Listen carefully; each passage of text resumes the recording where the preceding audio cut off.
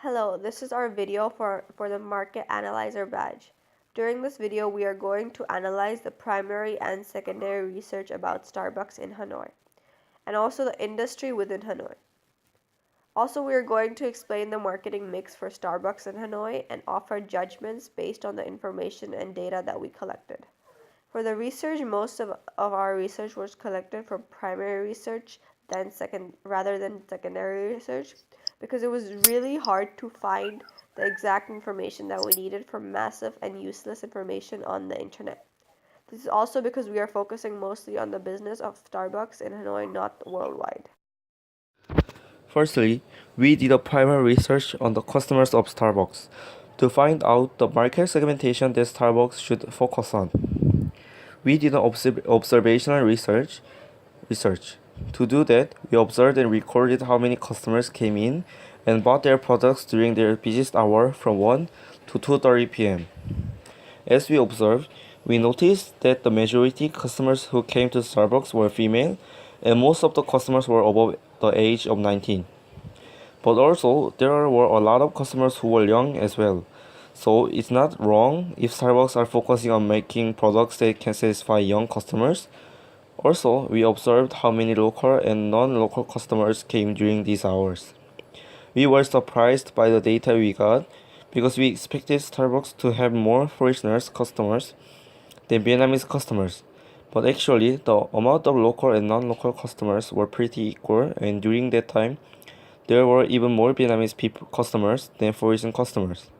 As you can see in this diagram, 56.76% of the customers were local customers, and 43.24% of the customers were foreign customers. With these informations, we were able to find our target market of Starbucks, which is women for gender, foreigners for nationality, and people who are above 19 years old for age. From looking at Starbucks shop around Hanoi, it is pretty obvious that Starbucks are targeting foreigners. And also, customers who work or study, we know this for a fact because firstly, we look at Starbucks layout. They have long tables for which students can work and study on. They also have Wi-Fi, which you can get when you buy a product from their store. By interviewing customers, we found out that they like the Wi-Fi network, which works really fast. Now we are going to apply SWOT analysis to Starbucks in Hanoi to spot the strengths, weaknesses, opportunities, and threats, and offer judgment using the information that we got from our research. First, we'll look at the strengths of Starbucks.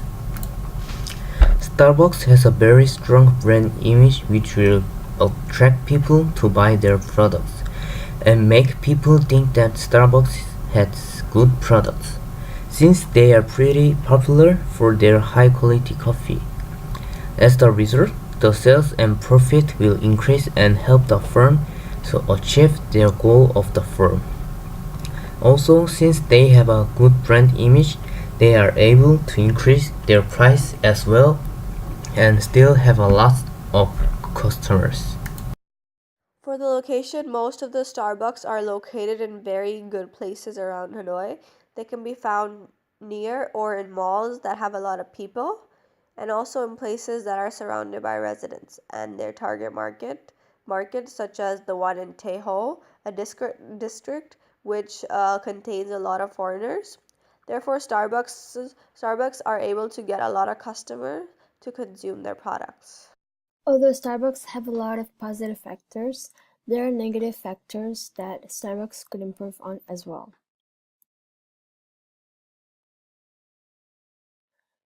From the data above, you can see that there were more foreigners, but the amount of Vietnamese and foreigners were pretty similar. Although when I went to the one of the other outlets that Starbucks have in Hanoi, which is in Garden Mall, around the neighborhood full of Koreans, 80% of their customers were Koreans and the others were Vietnamese. That's a very big difference. This means that Starbucks haven't really done a good job in attracting their local customers. This is not very efficient of Starbucks because they can earn much more profit if they are able to satisfy Vietnamese customer needs and encourage local people to purchase their product, since there are much more Vietnamese people living in Vietnam than foreigners. Starbucks has high prices for products which is expensive for Vietnamese to buy and drink them.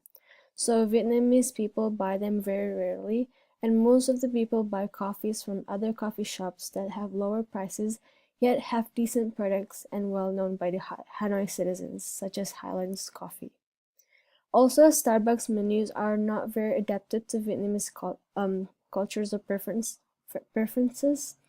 They're also in English, and it's more like that they are more focused on foreign customers with coffees that are popular in Western cultures such as latte, macchiato, and frappuccinos. This can be the reason for why there are not very much Vietnamese customer in the Starbucks, because there might be some Vietnamese customers who like Vietnamese traditional coffee more than coffee that are popular in Western cultures.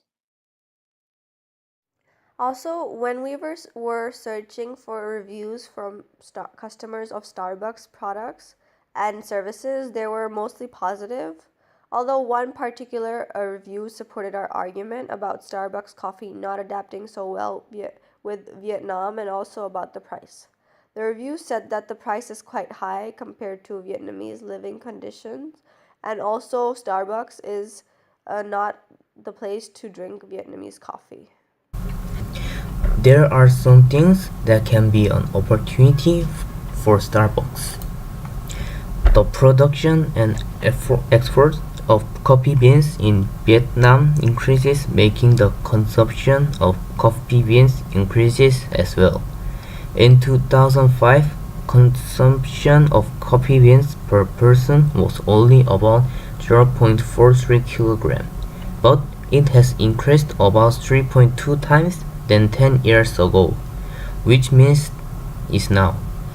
There are more people who consume coffee in Vietnam, and Starbucks might potentially gain more customers. Also, Vietnam has increasing income rates, and it's still increasing. The income has increased about 25% compared to 2014. This means Vietnamese are earning more money, and earning more money leads to more spending. And with enough money, they might be able to afford Starbucks products more often. There are some threats as well that could hurt Starbucks in Hanoi. Compared to Highlands Coffee and Trang Nguyen, Starbucks mostly got higher prices for their coffee. Starbucks coffee costs around 80,000 Vietnam dong, or $3.6, while local stores cost around 15,000 to 30,000 Vietnam dong, around $0.64 to $1.5. And just because they are cheaper, it doesn't mean that they have bad quality of the products. Highlands Coffee and Trang Nguyen has cheap and nice quality products, and this could potentially hurt Starbucks business and stole some of their customers. Bubble tea also have been popular in Hanoi these days, and based on a survey that we did, some people said that if there were no Starbucks, they would go to places that have bubble tea and consume their products. These could be the threats for Starbucks in Hanoi. Now we're going to talk about marketing mix of Starbucks. Marketing mix is also known as 4 Ps, which are product, price, place, and promotion. First, we're going to talk about the products of Starbucks. Starbucks is using cost plus pricing method for their pricing strategy. When we compare to other competitors such as Highlands and Trang Nguyen, we could know that Starbucks has higher prices. Most of the competitors were selling their products with an average cost of products but Starbucks was selling the products with higher cost. This shows that Starbucks is using cost plus pricing. Also, Starbucks uses cost plus pricing because Starbucks has a really good brand image, that the quality of the coffee is really good. So even if Starbucks increases their cost of the product, people will accept it. Also, people who are paying for Starbucks coffee are satisfied with the cost of the coffee.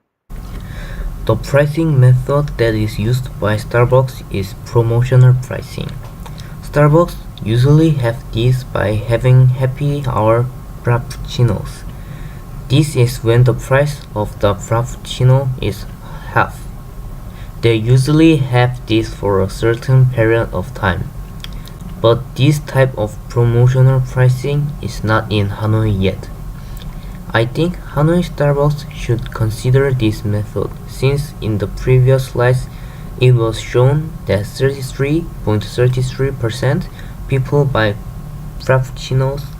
This is the most bought drink in Starbucks, so therefore, if they do happy hour, this will really attract a lot of customers since they like Frappuccino. Promotional pricing would be good as well for Starbucks in Hanoi. This is because one of their weaknesses in that the price of their products are too high for some customers, which makes them turn to Starbucks competitors. If they do this and lower the price, they can gain more customers. The elasticity of demand for Starbucks in Hanoi can be both inelastic and elastic. The reason why is because Starbucks has such a good brand image that still encourage people to purchase their products, especially foreigners.